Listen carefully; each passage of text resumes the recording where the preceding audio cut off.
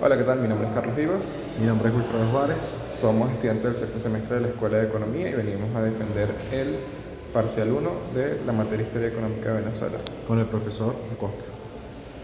El sistema de encomienda en Venezuela, implementado por la corona española, asignaba indígenas a encomenderos para su supuesta protección y evangelización. Este punto, que me gustaría llamarlo explotación laboral disfrazada de evangelización, hacía que los encomenderos, obligados a proteger a los indígenas, a menudo los maltrataran, forzándolos a labores duras como la extracción de perlas en las pesquerías de Cubagua, donde podían morir por ahogamiento, o se les obligaba a trabajar en las minerías sin descanso, comprometiendo así su integridad física. Estos abusos elevaron la tasa de mortalidad de nuestra raza autóctona, despoblando comunidades, deteriorando su autonomía y destruyendo su cultura.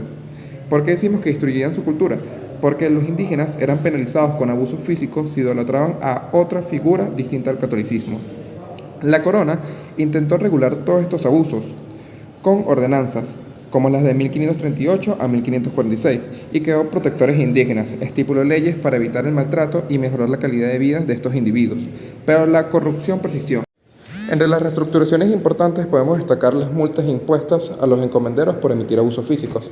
Estas multas eran quitarle la encomienda, multas económicas o efectivamente cárcel. El encomendado básicamente tenía que garantizar que el estado de la salud física y la integridad del indio estuviera cubierta.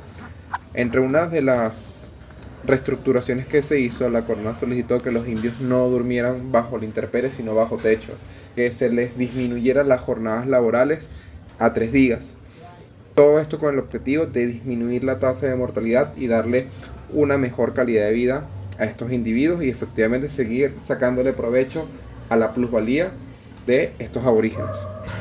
La colonización española y el sistema esclavista transformaron radicalmente la economía y la composición demográfica de Venezuela en los siglos XVI y XVIII.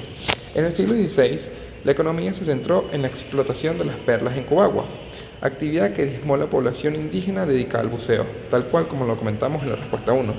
Las expediciones de los Welser, aunque infructuosas en la búsqueda de oro, sentaron las bases del comercio transatlántico e introdujeron esclavos africanos. Paralelamente, se impusieron cultivos y ganado europeo, desplazando las prácticas agrícolas originarias. Para el siglo XVII, el modelo económico viró hacia la agricultura y la ganadería, con el cacao como producto emergente, aunque bajo el sistema de encomienda que perpetuó en la explotación indígena. Ya en el siglo XVIII, el cacao dominó las exportaciones, sostenido por mano de obra africana esclavizada y administrado por la recién creada Capitanía General de Venezuela. Demográficamente, la población indígena sufrió un drástico descenso, de 500.000 a 240.000 habitantes en el siglo XVI, debido a enfermedades, conflictos y esclavitud. Sin embargo, en el siglo XVII, la población creció a 370.000 habitantes, gracias al mestizaje, y para el siglo XVIII alcanzó el millón de habitantes, con mayor presencia de criollos, mestizos y afrodescendientes. La esclavitud indígena, primero y después africana, fue el pilar de la economía agroexportadora. La historia de la Venezuela colonial no puede comprenderse sin analizar el controvertido capítulo de los Welser, una familia de banqueros y comerciantes alemanes que, bajo el auspicio de la corona española, intentó convertir estas tierras en un emporio de riquezas. Su presencia dejó huellas profundas en la economía, la sociedad y el territorio. Aunque su gestión estuvo marcada por el fracaso y la controversia, los Welser no eran simplemente aventureros, sino una de las dinastías financieras más influyentes de Europa en el siglo XVI. Originarios de Alemania, su poder se basaba en una vasta red de préstamos a monarcas, lo que hizo que fueran acreedores de favores políticos. El 27 de marzo de 1528, la corona española, agobiada por deudas, firmó un contrato de arrendamiento con los Welser, a cambio de capital y recursos. Se les otorgó los derechos de colonización sobre el territorio desde el Cabo de Vela hasta Maracapaná. Se les otorgó la facultad para fundar ciudades, esclavizar indígenas rebeldes y buscar una ruta al Pacífico. A cambio, los Welser debían poblar y evangelizar, aunque su prioridad fue siempre la explotación económica. En el año 1529, aproximadamente para la fecha de febrero, los primeros barcos de los Welser arribaron a Coro, bajo el mando de Ambrosio Albinger. Esta fecha es significativa porque Coro se convirtió en la primera capital administrativa de la provincia, marcó el inicio de una colonización mercantilista donde el objetivo no era establecer un orden colonial estable, sino extraer riquezas rápidamente.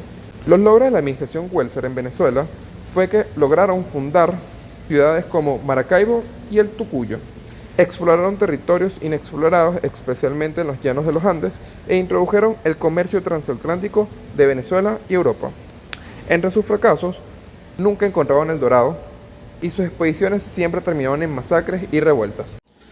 Las cuentas financieras de la Real Hacienda en Venezuela entre los años 1529 y 1810 fueron un pilar fundamental para la gobernabilidad, el control fiscal y la comprensión de la dinámica económica y social de la Venezuela colonial. Permitían controlar ingresos y gastos. Estas medidas se contabilizaban con el fin de planificar políticas para mejorar la infraestructura, financiar defensa y evaluar el crecimiento del país. Se podía inferir que para el siglo XVI los principales ingresos de la Real Hacienda estaban entrelazados con las actividades económicas ligadas a la agricultura, siembra de tabaco o cacao, ya que las mismas las tenían monopolizadas. Otra forma de ingreso de la hacienda que podía sumar a su patrimonio eran los bienes confiscados, y en algunos casos hacían uso de la venta de oficios y cargos oficiales para generar ingresos adicionales. Para el año 1631 se establece un impuesto tipo ad valorem, conocido como el derecho de alcabala. Otra fuente de ingreso que vale la pena destacar es el impuesto que se estableció sobre los metales preciosos. Este mismo generó grandes entradas de dinero para el siglo XVI. Según los documentos históricos, la estructura del gasto para 1598 y 1605 estaba conformado por gastos administrativos, que los podemos conocer como retribuciones salariales para todo el personal político, administrativo y subalterno. Esto representaba básicamente el 25% del gasto de la hacienda. La remuneración salarial de los eclesiásticos, la creación de edificaciones religiosas, era un gasto denominado tipo culto, y también tenía una importante ponderación con respecto al total del gasto total de la hacienda, aproximadamente un 26%. Los saldos militares, la inversión en infraestructura defensiva relacionados con la protección del país representaba el 4% del gasto total, mientras que las obras públicas representaban solamente el 1%. El restante de los ingresos se envían como tributos para España para cumplir con todas las obligaciones reales. Como le indicábamos cuando hablábamos de las encomiendas, una de las reestructuraciones que se hizo fue disminuir el trabajo intensivo de los indios. Esto causó decrementos en la producción, afectando la reducción de la misma, y efectivamente, como se estableció un impuesto ad valorem a reducir la producción, se reduce efectivamente la recaudación impositiva, dado que está fijada a la producción. Esto último que indicamos básicamente nos da una relación de cómo afectaron las políticas económicas de la corona a las finanzas públicas venezolanas coloniales. Discute el papel de las municipalidades en el movimiento separatista y particularmente las de Valencia y Caracas. Particularmente las de Valencia y Caracas fueron clave en el movimiento separatista de Venezuela. Después que se formara la República de Colombia en 1821, la población de Venezuela se opuso a esta nueva estructura porque sentía que perdería autonomía y que ese poder se centralizaba demasiado en la ciudad de Bogotá. Esta resistencia fue fundamental para que surgiera el separatismo. Y en 1826, durante el conflicto de las municipalidades, empezaron a actuar para recuperar su soberanía. En Valencia, el 25 de noviembre se discutió la nueva ley constitucional y se decidió que había que hacer cambios antes de juramentarla el 2 de enero. Mientras tanto, Caracas pidió a sus ciudadanos que no siguieran la constitución, ya que consideraban que no era un momento adecuado para mostrar divisiones internas. Todo esto muestra cómo las municipalidades intentaron reafirmar su poder y oponerse al control central de Colombia. El liderazgo de José Antonio Páez se hizo mucho más fuerte durante el movimiento separatista de Venezuela, especialmente después de la formación de la República de Colombia en 1821. Esto causó un gran rechazo en el país por su centralismo. En 1826, las municipalidades, sobre todo la de Valencia y Caracas, empezaron a actuar para defender su autonomía.